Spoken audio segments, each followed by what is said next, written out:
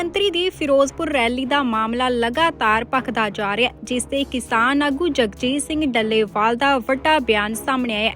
ਦਰਅਸਲ ਜਗਜੀਤ ਸਿੰਘ ਡੱਲੇਵਾਲ ਦਾ ਕਹਿਣਾ ਹੈ ਕਿ ਜਿੱਥੋਂ ਪ੍ਰਧਾਨ ਮੰਤਰੀ ਦਾ ਕਾਫਲਾ ਵਾਪਸ ਪਰਤਿਆ ਹੈ, ਉੱਥੇ ਕੋਈ ਵੀ ਪ੍ਰਦਰਸ਼ਨਕਾਰੀ ਨਹੀਂ ਸੀ। ਅਸਲ ਦੇ ਵਿੱਚ ਲੋਕਾਂ ਦਾ ਰੈਲੀ ਦੇ ਵਿੱਚ ਘੱਟ ਪਹੁੰਚਣਾ ਹੀ ਰੈਲੀ ਦੇ ਰੱਦ ਹੋਣ ਦਾ ਮੁੱਖ ਕਾਰਨ ਹੈ।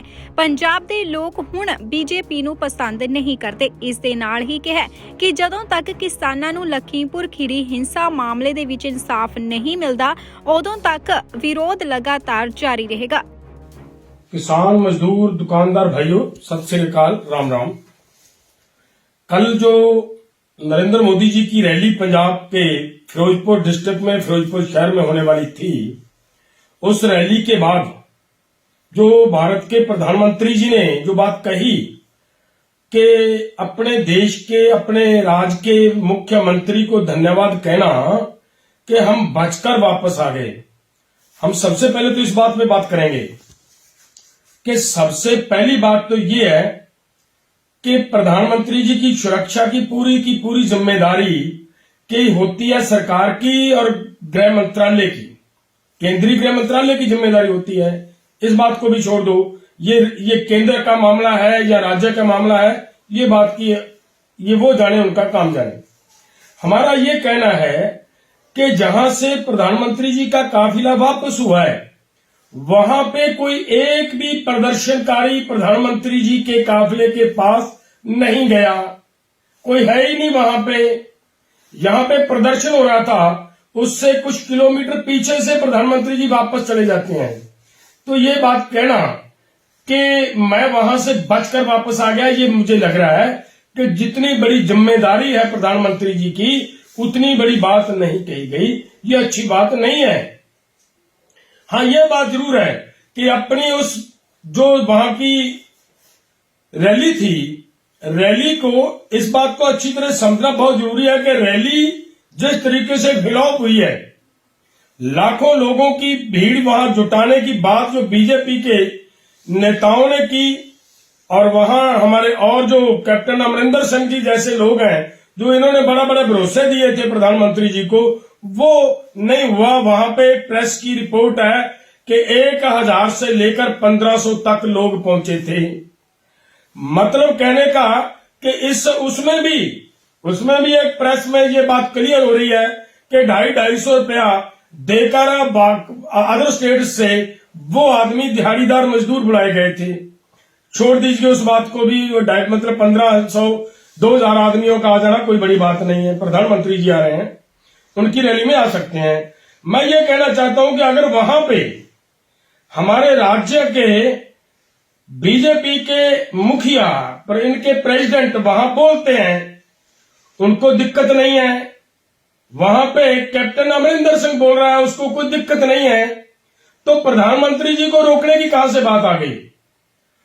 तो वो हकीकत बात ये हुई है कि वहां पे जब रैली में गैदरिंग नहीं दिखी, तो वहां के सभी नेताओं को इस निमोशी, इस बदनामी से बचने के लिए एक रास्ता ढूंढने का प्रयास किया गया।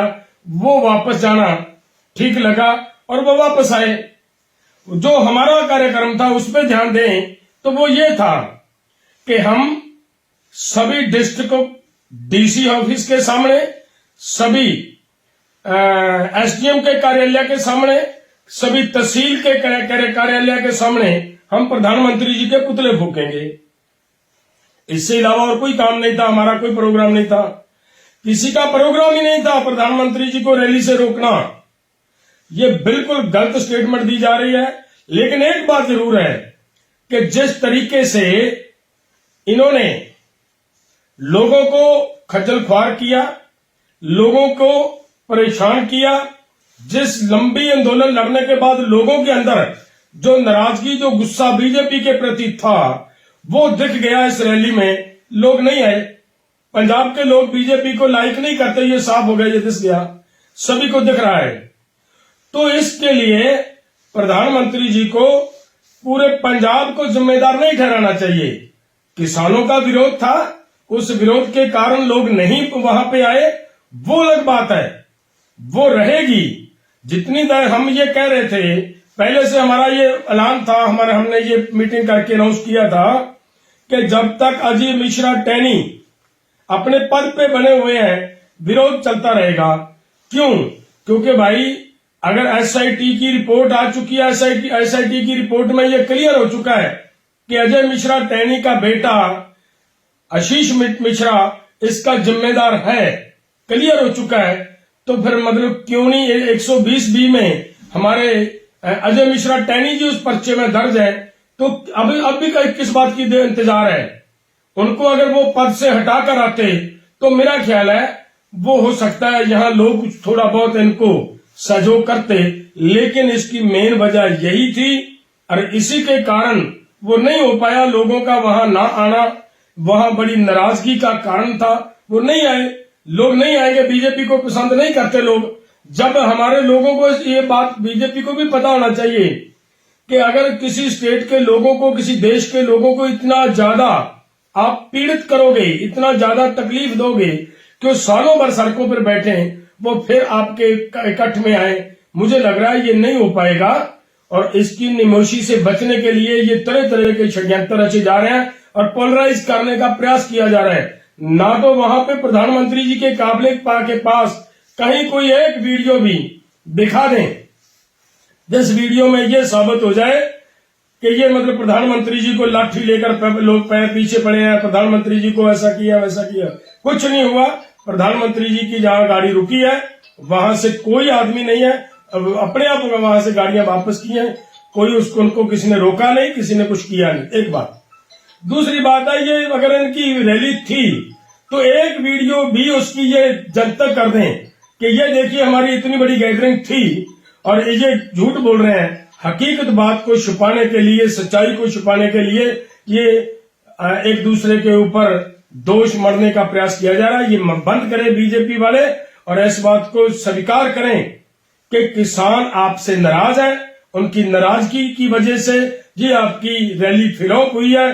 फ्लॉप होने की वजह से प्रधानमंत्री जी को और बीजेपी वालों को यही बेहतर लगा कि प्रधानमंत्री जी को यहां लाना बेहतर नहीं है, वो बेहतर ना समझते उन्होंने उसको वापस भेज दिया। बात तो सिर्फ इतनी है और मेरे भाइयों इस बात में सभी ने ध्यान देना है। धन्यवाद।